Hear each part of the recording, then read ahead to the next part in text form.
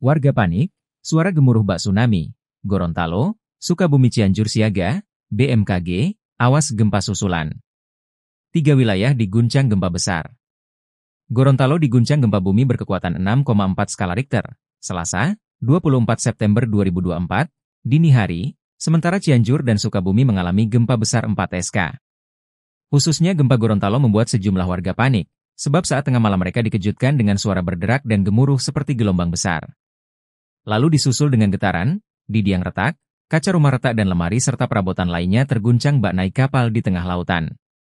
Nur Fadila, salah satu warga Kabupaten Bone Bolango, Gorontalo, mengaku gempa tersebut membuatnya kaget dan terbangun dari tidur.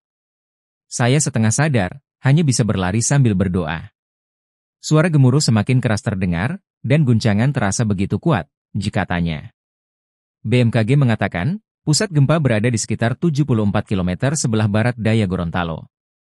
Getaran gempa terasa mulai dari kota Mobagu, Bolang Mongondo Selatan, Boalemo, Bone Bolango, Pahuato, hingga Luk.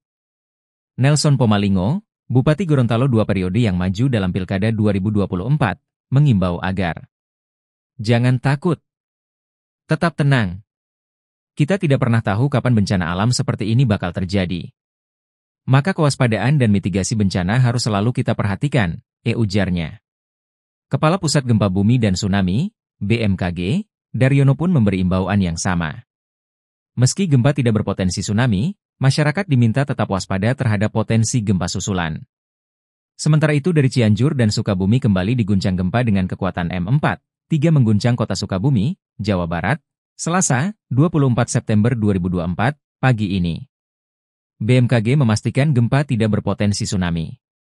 Namun mengimbau agar waspada dengan gempa susulan. Khusus kawasan pesisir tetap waspada dan siap melakukan evakuasi terhadap dirinya sendiri.